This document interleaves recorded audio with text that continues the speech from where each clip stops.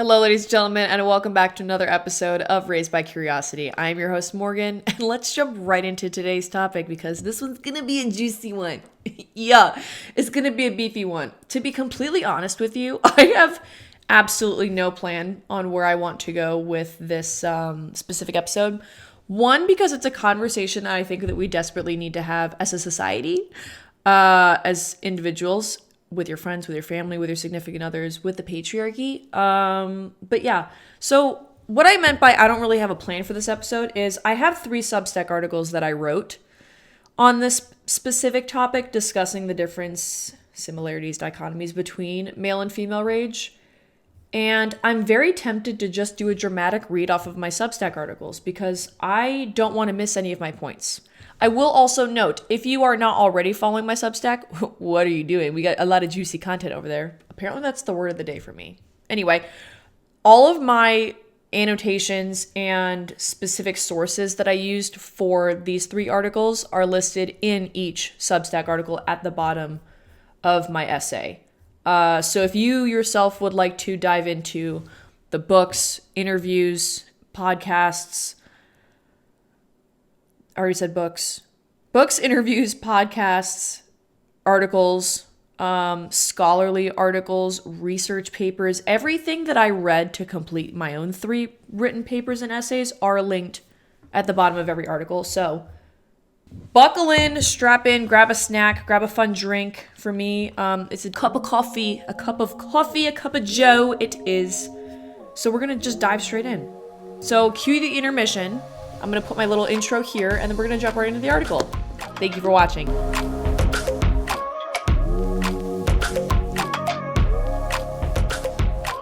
Part 1, Essay 1, Rage Isn't Random. After roughly 38 hours of studying this topic, I find myself at a crossroads in how I want to approach this. I could hit the nail on the head and illustrate the psychology behind why we experience rage and how we express it. I could lean away from the neurological and biological approach and instead discuss the topic through the lens of the patriarchy, as I am a single 25-year-old female living alone. But that doesn't feel right either. While conducting my research, I found myself running down rabbit holes until I was so far into the labyrinth that I didn't know which way was up and which way was down. This essay, and 3 parts of essays, will merely be the tip of the iceberg of the conversation we desperately need to have. I could talk about this all day, so I'm going to. Again, this is probably going to be a 40-minute episode, so strap in, friends. Without further ado, here is an amalgamation of my research, personal annotations, and lived experience. As always, all of my sources are listed at the end of my article, and I do recommend reading, watching, listening to, and pondering them in your own due time. Part 1, Emotions versus Feelings, because they are different. Before we delve into the dichotomies and similarities in how men and women perceive rage, we must first break down the essential parts of the brain related to emotions and feelings. So what is the difference between an emotion and a feeling? I want you to think of emotions as unconscious and feelings as conscious. You're born with emotions written into your brain's code. Think back to Inside Out. You have happiness, sadness, anger, fear, and disgust. I will put an image here on the side. Then you have your learned emotions through social interactions, which branch off from your coded emotions. Again, emotions are coded into your DNA. I will list these in my example from Wheel of Emotions. Emotions are intrinsic, whereas feelings are extrinsic. You feel emotions throughout your body on a biomechanical level. Feelings are interpretations of your emotions, so you're able to be conscious of them. They're subjective. Thus, we can label the feeling of an emotion in a multitude of ways. Again, I will insert a different image here. Happiness can lead to joy, contentment, love, excitement, euphoria, and acceptance. Sadness could lead to discontentment, guilt, shame, grief, loss, loneliness, and rejection.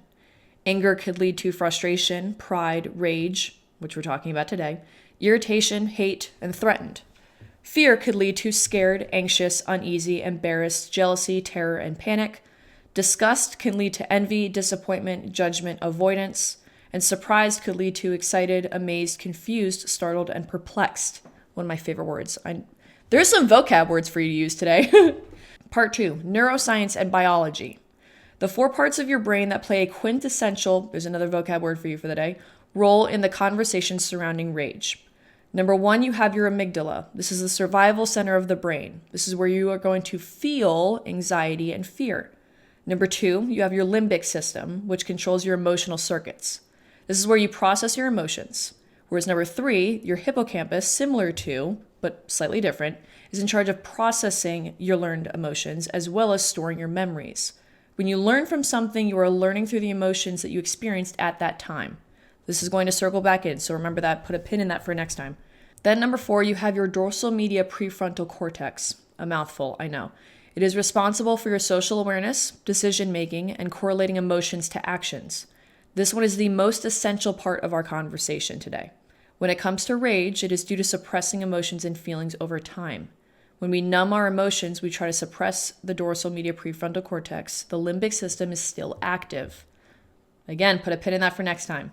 Dr. Alec Kanoja, in one of the many podcasts, I love listening to him. He's one of my favorite podcasters and doctors to listen to of all time. I highly recommend taking time out of your day to listen to just one thing he has to say. You will learn something new every single time you click on one of his episodes. Anyway, he illustrates this perfectly. When something goes wrong and someone hurts your feelings or hurts you physically or triggers something in you, in order to protect you, your brain vows to never put yourself in that situation again. In your amygdala, the survival center of your brain, protects you from harming yourself. Ergo, when you embarrass yourself at the gym, you don't want to return. When you have a horrific falling out with an ex, you have trepidations about stepping back into a relationship. Any relationship, not just with your ex. Our behaviors are influenced by our learned emotions. Again, thank you, Dr. K. That's just a beautiful way of illustrating it. Now, to understand PTSD and the role it plays, when you experience something harmful or traumatic, your amygdala lights up and sends warning signs to the rest of your brain. Again, your brain is simply wanting to protect you. So how do we heal from it, you ask? This is why our brains have an emotional processing center. I will insert an image here at the top. It is why it is essential for us to understand the value behind emotional processing. If we do not have access to an organ in charge of separating our emotions, they would take over us and program us more than they already are. Again, thank you, Dr. K. The image that I have over here on the side illustrates how emotional processing system works in our brains. In simplest terms, think of elucidation as the collection of information being processed in our hippocampus, differentiation is how information is processed, and representation is how we choose to respond to it. Examples of elicitation triggers can come from an array of options, either internal or external. Your internal options are going to be one or multiple of our 5 senses, imagination, memories, hormonal changes, substances, etc. Your external changes are going to be the behaviors and actions from others and ourselves, Mother Nature, economy, government, social media, the list goes on. So again, internal, I want you to picture as your circle of control. External, I need you to picture as outside your circle of control. Things that happen to you and things that you do to yourself. Okay, moving on. Differentiation is where people tend to spiral. Why would they say that? Did I do something to upset them? Do they hate me? How can I fix this? And so on. The kick in it is while we ponder these. You're scruffing your nose, you're lifting your eyebrows, you're squinting or widening your eyes, the hair on the back of your neck is raising, etc.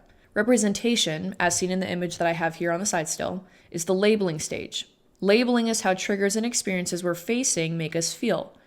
Angry, frustrated, calm, aroused, cautious, excited, just to name a few. Now moving on to part 3, intellectualizing your response. We're going to tie it all in. The fact of the matter is that we all at some point in our lives have experienced something that makes us suppress our emotions. Guys, lock in, because this is where a lot of you are going to turn away, and I promise you this will be more informative than anything else you will listen to today. Well, okay, that's kind of a lot, but it will benefit you more than it will hurt you. Triggers for these situations could result from a physical or emotional abuse, including but not limited to sexual assault, death, threatened death, beating, burning, shaking, situations where parents belittle their children, name call, I said belittle twice, my bad, adopt hostile attributes, behaviors, or hold unrealistic expectations, neglect, and extreme exposure to traumatic events. We now know that when we numb our emotions, we try to suppress the dorsal media prefrontal cortex. However, the limbic system remains active. So how does this affect us, you ask? This is another hard part. Sit down, let this one percolate. Let it swirl down the drain. It's a giant pipeline, one never-ending domino effect. When you suppress your emotions instead of dealing with them and facing them, and you never heal from them, you're actually distracting yourself from the process of healing, so you do not have time to face the pain in the situation again. Deep breath in. So, your limbic system remains active and your emotional circuits are still running without a way to process them. So I need you to remember, I'm going to insert the image here of SpongeBob in that episode where he's running around opening all the file cabinets and everything's on fire. Your brain isn't processing what's actively in front of you, so you're not allowing yourself to feel the emotions, to sit in your emotion, to understand why you feel the way they do. You're intellectualizing it instead of allowing yourself to feel it. I should have told you. Every single one of my episodes is going to be a little bit of a therapy session. I should also say, full disclaimer, full stop right here before you continue anything else. I am not a medical professional. I am not a psychologist, psychiatrist, or social worker. Please use your discernment in this episode. Use your discretion. Take everything I'm saying with a grain of salt because I'm not a professional. This is not medical advice. This is not mental health advice. Okay? Moving on. Now we have my second paper. This one is by far my favorite paper because it is the difference between male and female rage. Also titled, "We Were Never Taught How to Be Angry." Again, sit down, strap in because this is a nice long one. Okay. How we were taught to break. We know the society has been pitting us against one another for as long as the earth has been round. While there is some truth to our differences, there are more synchronicities in our feelings and expressions and experiences than we let on. As we discussed in my previous article, we know that emotions are intrinsic and feelings are extrinsic. However, I will make one exception for rage. I believe rage is a primal feeling. It's archaic. Feeling the burning sensation gripping your throat like a hand, the hair raising on the back of your neck, pins and needles at your fingertips, shades of scarlet coating your vision as though all thoughts eddies from your mind. For those of you who have yet to experience this feeling, I hope you truly never do. Some believe that rage is a trauma wound passed down and felt through distant generations. Regardless of whether that is true or false, that does not mean that we cannot learn to heal from them and break the cycle.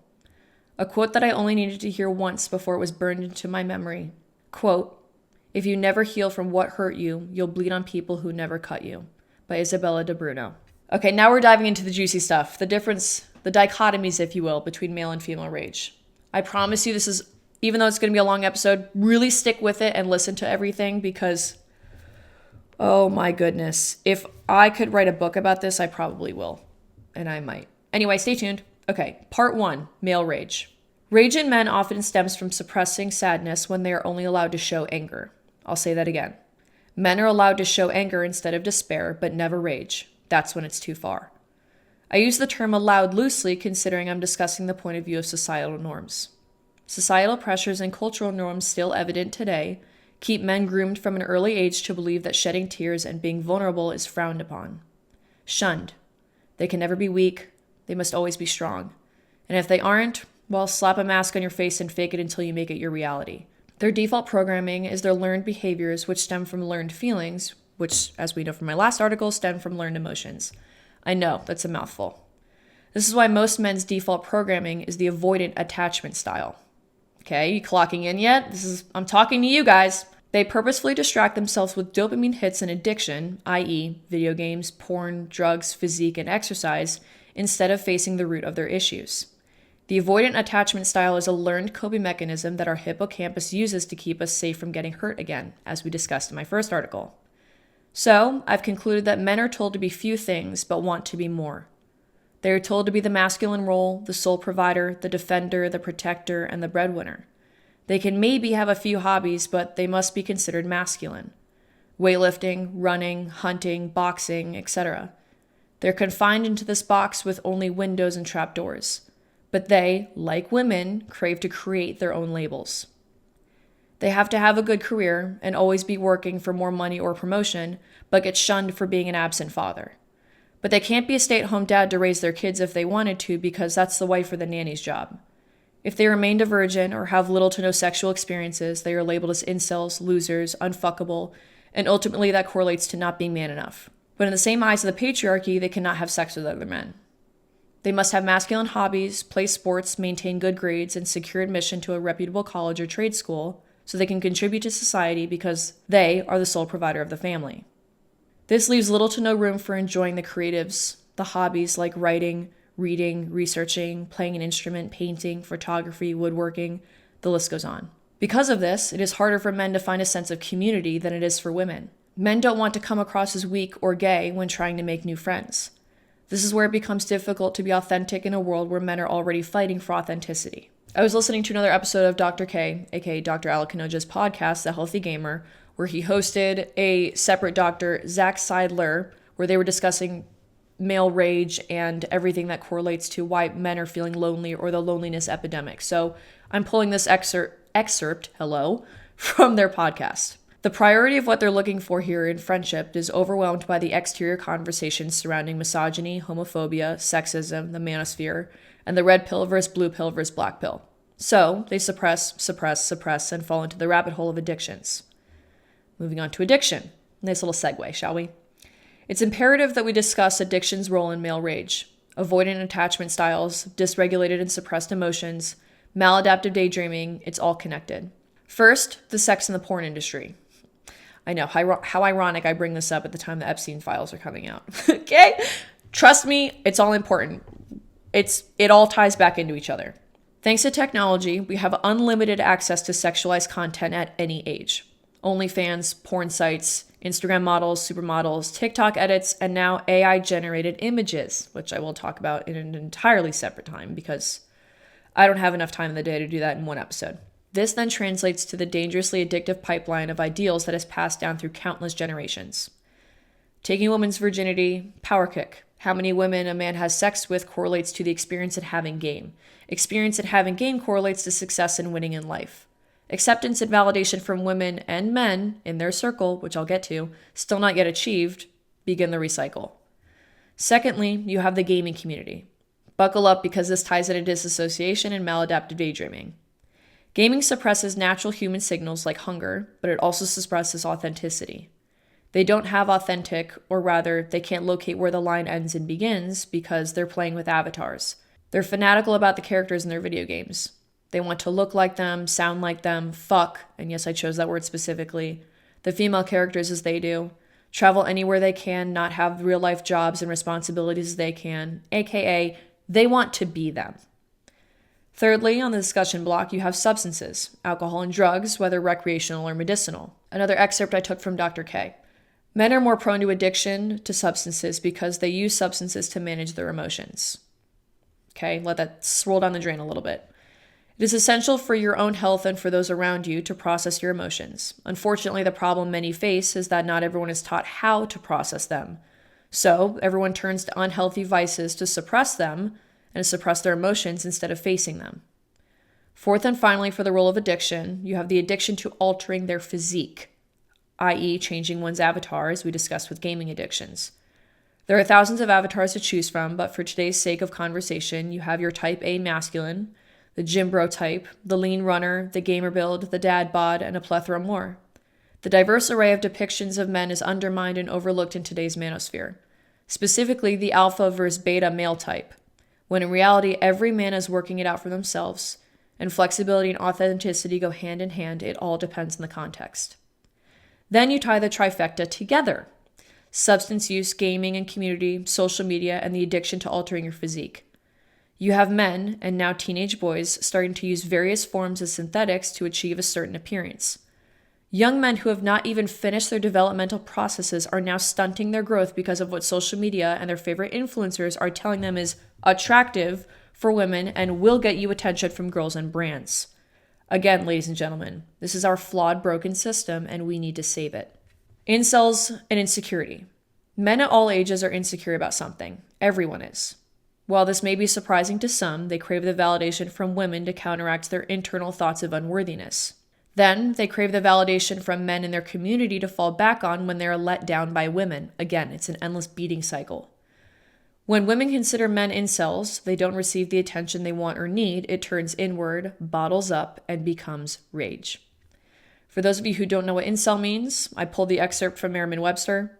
A person, usually a man, who is identified as involuntarily celibate equals incel, and typically expresses extreme resentment and hostility towards those who are sexually active. Okay, keep that in mind. Take Jamie from Adolescence from Netflix, for example. A perfect example, might I add. Spoilers ahead if you haven't seen the show. Main male character Jamie is arrested for the murder of his classmate Katie. After much debate between Jamie and the detectives, it is revealed that Jamie showed repeated interest in Katie. Still, she had turned to cyberbullying him online and referred to him as an incel. Even convinced classmates to bully 13-year-old Jamie online as well. So, in a fit of rage, Jamie decides to follow her into a parking lot and stab her multiple times. Again, circling back to men looking for acceptance and validation from women, when they don't receive it, they lash out. They see it as being punished for trying repeatedly, regardless of the efforts of Darwinism.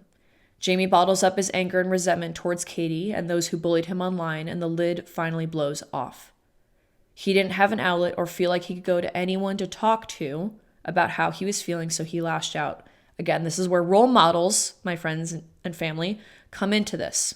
Men need good role models just as much as women need good role models. But I'll get there. Example 2. Take Joe Goldberg from You, again, Netflix, for example. And again, spoilers ahead if you have not seen the show. Skip maybe a minute and a half ahead. If you've dared the show, you know that Joe kills almost every single girlfriend he's ever had and anyone who gets in his way, which usually ends up being the closest friends. Joe is threatened by anyone who took attention away from his love interest. After catching glimpses of his childhood, we know that his trauma wounds that he has not healed, i.e. severe attachment issues, narcissistic behaviors, antisocial personality disorder, and many more. Anytime Joe is caught a whiff of his girlfriend turning on him or planning on breaking up with him, it triggers his abandonment issues and insecurity attachments to feel unloved. So again, in a blind fit of rage, Joe kills his victims that he deems as getting in his way. Final notes on male rage. One of the main points that has stuck with me through my research is the lack of good, honest, reliable masculine roles available to all men. I'm going to say that again, available to all men. Sure, there are various celebrities, sports players, and other public figures to look up to, but they would be in a parasocial relationship because these young boys have no personal connection to them. Where are their fathers, brothers, uncles, grandparents, and fellow guardians to show them how to be a good man? There are good men who are raised by good fathers, but unfortunately that is not the majority. If you are any one of those people who have grown up with a good role model, please never take it for granted. An idea that has stuck with me from a conversation between Monica Lewinsky and Jamila Jamil, I'm so sorry if I'm saying that wrong. Jamila stated, boys aren't raised to be men. Boys are just raised not to be girls. That one really stuck with me. Every child deserves to grow up in a loving home led by a role model who encourages growth, acceptance, and validation. I know, what a mouthful. Crazy mouthful. Please let it sit, let it swirl down the drain for a second, and then we're going to move on to female rage. I just need a sip of coffee first. Okay, now let's move on to female rage. Unlike men, rage in women often stems from suppressing anger when they are only allowed to show sadness. It's the opposite of men. Again, women are allowed to show sadness instead of anger, but never rage. I've concluded that women are told to be many things, but want to be fewer, or rather fewer in the eyes of society, because they, like men, want to create their own labels. They have to be a great mother, but get shunned for also wanting a good career. They can't have a nanny raise their kids or have them spend weekdays at daycare because then they're not connecting with their children and they're a bad mother. They have to settle down and have children young while their eggs are still fresh, or else their priorities are elsewhere. In the eyes of the patriarchy, they have to remain a virgin or have little to no sexual experiences. A woman's body count cannot be as high as some men's, or they are labeled a slut, whore, loose, useless, and used. They cannot be fat, but they cannot be too skinny, or they look pubescent. They cannot be richer than a man because he's supposed to be the provider, but if they know nothing about money, they're stupid. Women often snap because they're pushed to a breaking point or backed into a corner. The feelings and memories they have bottled up over time finally decide to blow off the lid. Again, we've seen this before.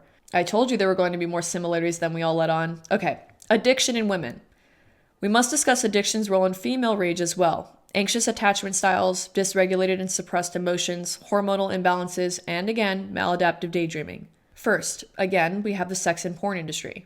Today, we have an unlimited amount of access to sexualized content, OnlyFans, porn sites, Instagram models, supermodels, TikTok edits, and now AI-generated images. This then translates to the dangerously addictive pipeline of ideals that fluctuates through generations thanks to the beauty industry, different than the males, I know. Staying skinny, looking younger, participating in diet culture, losing fat but only in the areas that matter, then getting a boob job, filler, or a BBL to make up for the lost fat. Acceptance and validation from men still not yet achieved? Recycle. Gain weight, but only in the areas that matter. Weightlifting and growing their muscles, but specifically their glutes. Being called fat or bulky from lifting. Acceptance and validation from men still not yet achieved. Recycle. Again, the pendulum swings both ways. I've said that in other episodes, and I will continue to say it. Secondly, you have social media. Doom scrolling suppresses authenticity and creativity and challenges women to view themselves through an entirely different lens. Again, they can't locate where their authenticity and uniqueness begins and ends because their brains are constantly being flooded with what everyone looks like on social media. Make a mental note, ladies and gentlemen, even though everyone's only posting their edited and exaggerated highlights and achievements. Pin in that for next time. Not everything you see on social media is real, even coming from me, where half my life in marketing my business is on social media. There are times where people are only going to post the good times or refilm a video after putting more makeup on or changing an outfit, but I could dive into that in a separate time. Okay. Thirdly, you have playing with avatars. They're fanatical about the FMCs, female main characters, in their books, movies, TV shows, and video games. They want to look like them, sound like them, have their confidence, travel anywhere in the world they wish, be whatever they want to be, not fight the constraints of today's real-life jobs and responsibilities, and to be loved by the strong, protective MMC, main male character. Again, people, they want to be them. This is maladaptive daydreaming all over again, just like we've covered with the males. Fourthly, substances, alcohol and drugs, whether recreational or medicinal. Women are taught from a young age to be careful when drinking because you never want to be too drunk to put yourself in a compromising position. I'm going to sound silence for that one. Now, women do experience substance abuse, but it's not at the same caliber as men. Fifth and finally, the addiction to altering their physique and personality. I've discussed this in a previous article where my life is based on a reward system article. I highly recommend everyone go read that. Oh my goodness. The rabbit holes that I fall down in that specific essay, I don't think you're going to sleep that night. So read it in the morning. Don't read it right before bed. Okay, moving on. In that article, I discussed where girls grow up looking for a role model to copy. They watch, learn, and mimic others' trials and tribulations, mistakes, and rewards. Celebrities, runway models, social media influencers, reality TV stars, book characters, mothers, older siblings, older friends, cousins. The options are endless. Again, thanks to the ever-changing beauty industry standards, there are thousands of avatars to choose from. The dainty, delicate, feminine Pilates princess, the muscle mommy, the hybrid athlete, the model skinny, and a plethora more. Notice how I didn't include mom bod as I did for the men? That's because it's not normalized. Women have been fighting tooth and nail altering their physique to finally feel like they fit in and are valued. America Ferrera's monologue in Barbie is the perfect example of this, and I know all of you know which one I'm talking about. If not, please go watch it in your free time, because it's a good one. Okay, next we have emotions and expression. Female rage exists in many forms. Mother rage, wife rage, lover rage, black woman rage. The response is still the same. There always has to be a label. Because fuck the cause, right? Forget why they reached rage in the first place. Let's just criticize the outcome. She's overreacting. She must be on her period. She's crazy. She had it coming. When a man has an outburst of sadness, anger, or worse, there isn't always an explanation that follows it, like there is for women.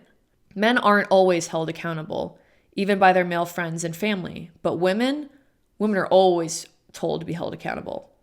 It's simple, really. Each label could be condensed to a single word. Enough. Enough of being told what they can and cannot do. Enough of being told what they can and cannot be.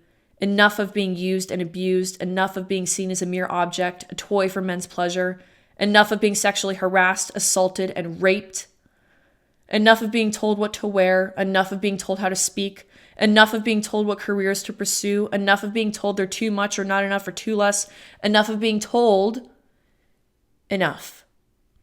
For today's conclusion, men are statistically more violent and likely to act out on their emotions, especially anger. Women are statistically more likely to show greater emotion overall. Again, that's any emotion, not just rage. But women eventually reach a point where they can snap as easily as a man. Though society has been subconsciously conditioning to look the other way when a man reacts out of anger, but coddles or criticizes a woman who acts out. Ladies and gentlemen, this right here is one of the underlying reasons we face these issues today. This is perfectly illustrated in Andrew Huberman's podcast on how to find and be a great romantic partner, where they use the playground example. The playground example is simple. When a little girl falls in the playground and scrapes herself, people immediately rush to her aid and check if she's okay. It's nurturing, motherly, and fatherly. It's an instinct. When a little boy falls in the playground and scrapes himself, people go to him and say, "Get up and brush it off." Boom, the precedent is set. Women are shown compassion and concern, whereas men are told to suppress it. We all have it backwards.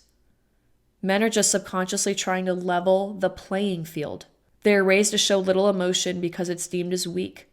Men think with logistics before they think with their emotions. Women are the inverse, thinking with emotions first and logistics second. Thus, why men don't see a problem telling a woman to calm down or lower her voice and to stop making a scene. Because that is what they have been told to do their entire lives. It's a flawed system and it needs our help to break it. I have not finished my Rage Part 3 article, so I will leave you with a little bit of the excerpts that I have that are mostly finished. Processing our emotions. Again, this is both men and women. This is the human race, regardless of gender. As I touched on in previous articles, when we experience a large amount of emotion and we numb it, it goes dormant. It does not disappear. Anger comes and goes in waves that may last a couple of minutes, but when that finishes, the anger doesn't just vanish. It goes to sleep. This is how you can accumulate anger over time until it reaches a boiling point. Emotions pile up unless they are processed. Again, going back to my first article, why we need emotional processing and why you need to find outlets for your anger. I will touch on that in a second. Emotions are our sources of information. When an emotion arises, you have to ask yourself, what is this trying to tell me? What is this emotion trying to get me to do? Emotions are also a sort of motivation. If you are afraid to go to the gym, your brain will motivate you to stay home, stay in bed, and not get up. If you're afraid of narcissistic parents or your partner, your brain will motivate you to stay in your room instead of going out into the common areas. Part 2, egocentricity and pride. Again, this is going to be taken as a huge excerpt from one of Dr. Alec Kanoja's, aka Dr. K's, episodes that I will have linked in this below. You have to ask yourself, does this person take things personally? So you have to see if they attribute an intention to your actions, i.e., if you lost weight, it means you're trying to make me look bad. They internalize all their pain. They are selective with the information they receive, just like selective hearing. They think in broad terms and everything is a large generalization, which also means everything is in denial. Denial is a river in Egypt. Your husband is... Okay, anyway, moving on. The stims, my friends, the stims. Okay, the next time before you get angry, look for the hurt and try to pinpoint why you are internalizing that feeling. If you're internalizing your pain, you think the world is against you and everything is happening to you. Reminder that life is happening to you, not coming at you. This is your ego talking. It's because you're in denial. They hurt me. They're trying to make me look weak. If that's something you believe about yourself, I need you to flip your egocentricity and stop thinking with your ego and start thinking with your logistics. Not emotions, logistics. It's okay to swap back and forth sometimes, friends. Dr. K illustrates this perfectly. Emotions because of ego. Powerlessness and ego equals I feel controlled. Humiliation and ego equals I feel rejected. Moving on to the rage itself. If your rage is based on betrayal, your brain, again, the survival study of your brain, your amygdala, is going to protect you by saying, I don't want you to go through that again, so I'm going to keep you from it. For example, if this relates to cheating, you're not going to go on a date after a while after you were just cheated on, regardless of how long you were together. Betrayal is betrayal. If someone harms you in a friendship, a family member, a significant other, or a date, you go into isolation and you become the avoidant, aka cue the avoidant attachment style. But it doesn't end there. The rage doesn't just come from being upset at what others have done to you or how they treated you. I'm going to hold your hand while I say this, friends. This is where it's going to get deep. It's going to get a little deep. I'm going to try not to... Whoa, that's a lot of emotion. Okay. I got to finish the episode. Okay. You're angry at yourself for allowing those things to happen and for not standing up for yourself. If it's happened before... Oh my God, I'm not going to cry. Whoa, okay. I'm going to say that again. Okay. You're angry at yourself for allowing those things to happen and for not standing up for yourself. If it's happened before, you're angry at yourself for not seeing the signs and not stopping it from happening again. You feel you have abandoned yourself. Sigmund Freud, one of my favorite quotes by him, is depression is anger turned inward. If you do not heal from what hurt you, you will bleed on people who never cut you. 2 quotes back to back that are really important. If you do not heal and process your emotion, my friends, and you don't lash out to others, you will end up lashing out at yourself. Both are bad, by the way. Both are just as bad. Neither is a good option. Okay. I'm almost done. I gotta get through this. Okay. I'm not suppressing my emotions for those of you that are going to be like, Morgan, don't do it. That's what you just talked about. I know. I'm just saving it for later so I can finish the fucking episode. Okay.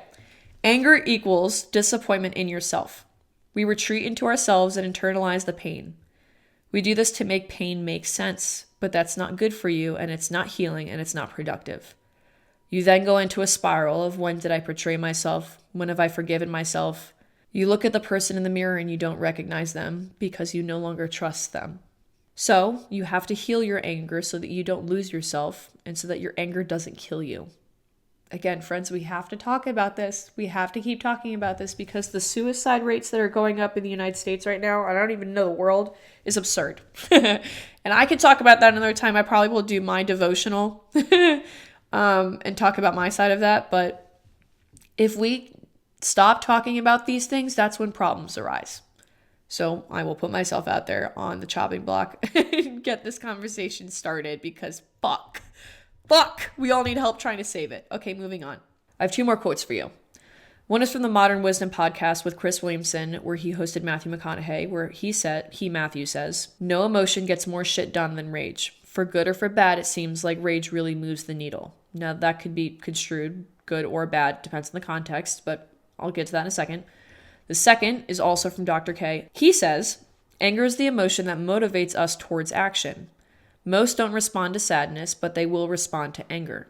This is another reason why I think men lash out more than women lash out, and or both genders will get to a certain point where they will lash out because they know that anger, like Matthew McConaughey says, moves the needle.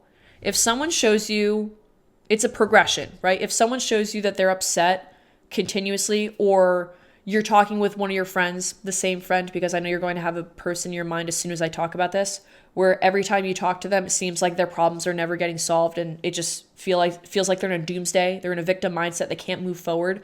One, that person could be struggling with a number of things, which I'll touch on in my more emotional and suicide prevention episode. Anyway, getting back to my point. If they show progression over time and sadness doesn't move the needle, upset doesn't move the needle, depression, anxiety doesn't move the needle, but as soon as they show anger or lash out in any form of frustration, rage, or anger, anything that shows an outburst, really, I guess it could be an outburst in sadness, but for today's conversation, we'll talk about rage. That's what gets people's attention. Breaking doors, breaking things, chairs, glasses, plates, slamming a door, anything that seems like an outburst is the only time someone receives attention. Whether it's good or bad, it's the same concept of negative press is still press. I need you to remember that, okay?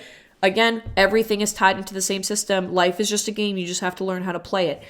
The people that are doing these outbursts learned how to play the game because we, as a society, thanks to the patriarchy and how the system has been set up, and that's not trying to get political. Don't come for me and try to guess what side of the spectrum I'm on because you're both going to be wrong. Moving on. They learned how to play the game. Just like a child, right? A toddler is going to go through trials and tribulations and try to play the game to see what is going to get their parents' attention. This is why some parents trying to leave a child alone in their crib or in their room because they're trying to train the kid away from every time they cry, the parent is going to go, oh, every time they cry, it's an instant parental response to go save and or help the child. Eventually, just like you have to pull the baby away from the tit, you're going to have to move over to formula or stop breastfeeding, just like you have to stop letting the child sleep in your bed, just like you have to stop going to the kid's aid every time it cries. The kid, the baby, is Pavlov responding you, okay? The same thing with dogs. Every time a dog tears up a carpet and you yell at it no, that's giving it attention. That's still negative attention, negative press. We are all such complex human beings that I forget sometimes. I think we all forget how smart we are at times, that we can figure out this domino effect. It's the same thing with friendships. Someone is going to poke the bear. It's the same thing with horrible toxic exes. They're going to sit there and poke the bear, or narcissistic parents. Okay, Morgan, take a breath. The options are endless. Someone will poke the bear multiple times. Happiness, sadness, anger, rage, excitement, disgust. You're going to try every single emotion until you realize what is going to get someone to move the needle and give you attention. Do not get manipulated and don't be the manipulator unless you're in a stance where you need to out-manipulate the manipulator to save yourself. I'll talk about that another time. Okay, moving on. Not to forget, women also look for validation from women in their communities, not just from men. Oop, flip it again. I hope you're paying attention. hoping the women will notice their hairstyle, their clothes, their new makeup, their hot fun picture or video they just posted, enough to give them kudos on it. Unfortunately, women are not immune to the validation search. Neither are men. They gossip about men, other women, their families, their careers, their relationships, their dreams, their wants, their needs, and at times they feel lost. Again, whether subconsciously or consciously, they are looking for validation in their feelings when they're gossiping. Long story short, too late because this is an hour episode, just like I said it was going to be, everyone craves validation. So if you want to get, that's the end of all my notes. So if you want to get to the nitty grittiness behind male and female rage, it really just comes down to feeling validated and loved. Oh, no, I know everything they said. Every time a therapist says something, they're right. Every single time it boils down to feeling loved, feeling accepted, growing up in a good home, not being neglected as a kid, not going through toxic relationships, not having narcissistic abuse from your parents, not having an emotional manipulator. Everything is connected. Everything is connected. And they were right. And until we can all learn to break the motherfucking cycle, it's not going to stop. So someone has to start moving the needle. Thank you, Matthew McConaughey. I'm probably going to use that as a stim now. And I'm going to start saying it forever because it's a really good way to illustrate our feelings. Okay, let me dial this back for a second. Anger does lead to rage. We already discussed that in the first article when we're discussing emotions are intrinsic and feelings are... Oh, am I getting that right? Emotions are intrinsic, feelings are extrinsic. So anger eventually leads to rage. When you suppress your emotions again and again and again, you shove it down, you shove it really far down, which I've been there. I am still there. I am still learning my coping mechanisms and working through it. I am not trying to sit here like a saint and put myself on a pedestal and say that I'm better than everyone. I'm still learning this just as much as you are. Everyone is. I don't think there's a single person, no matter how long you've been in therapy, where they can say with 100% certainty that they're cured of this. It's a learning process. It's an Ouroboros. For those of you that don't know what that means, I'm going to put a picture here. Endless cycle. It's a never-ending repeating cycle because you're always going to eat your own tail. Because guess what? There's always trauma you need to uncover that you need to start healing from. Oh my God. I know. Okay, breaking it down to a really nitty-gritty. The reason you experience rage, A, you're suppressing your emotions and you don't have a healthy outlet. B, find the healthy outlet. 9 times out of 10, it's going to be something creative-based. Go on a walk. Draw something. Listen to good music that is going to put you in a good mood, or better yet, go on the walk in nature without any stimulation. Don't have AirPods in. Don't listen to your spicy audiobooks as much as I like it, just as much as the next girl. Go on a walk in nature and just be present in your everyday life. Acknowledge your thoughts and emotions because your thoughts and emotions are trying to tell you what you're suppressing. Again, another thing to go back to, your emotions and your suppressed emotions specifically that are your outburst emotions, so your sadness, your anger, your rage, your frustration, are portions of yourself that are telling you what you have not healed from and are screaming to be loved the most. Just like the babies, just like everything else, they're screaming for attention. This is your ego also screaming for attention. If you suppress emotions for a long period of time, that in and of itself is going to become your own version of a little child living inside you saying, hey, it's your younger version, your like 7-year-old, 6-year-old self going, hey, why am I not being cared for? Why am I not being paid attention to? And then guess what, ladies and gentlemen, if you're an adult watching this, it is up to you to heal yourself. You can do this with a therapist. You can do this with God just as much as I do. You can do it with yourself, but you need to start somewhere. It's not your parents' job. If you're 30 and you're saying, oh, my parents made me this way, or I'm trying to lose the baby weight, or I just have too much trauma, I'm going to hold your hand while I say this. It is up to you. It is now your responsibility to heal and move on so you can be the generational curse breaker so you don't pass it on to your kids. And if you're someone that doesn't want kids, that's fine. You also want to make sure that you're not passing it on to your partners. You want to make sure you're not passing this on to your friendships. Heal your generational wounds and your traumas, please, because we can't move forward as a society until everyone does it. And it's going to take a large group of people, or in my personal opinion, an entire generation to start doing this before we actually start seeing some progress, which is going to take a really long time. But we got to start somewhere. Again, another quote, hard pill equals good medicine. If it's hard to swallow, it's probably one of the best ones for you. That's not a sexual joke. Don't make it more than it needs to be. I'm talking about the horse pills you need to swallow that, I don't know, when you're on a virus. You know what I'm trying to say, okay?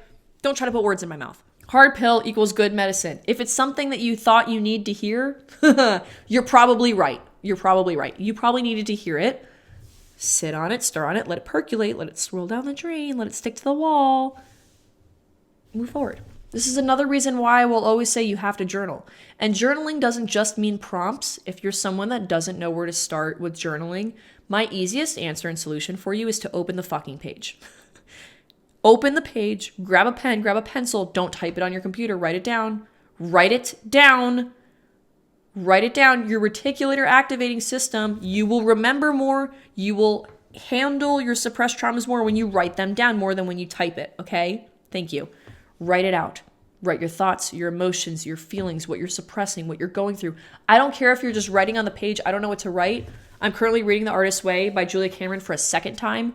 Morning pages I will stand by till the day that I die. Also, Sip Drake on all platforms.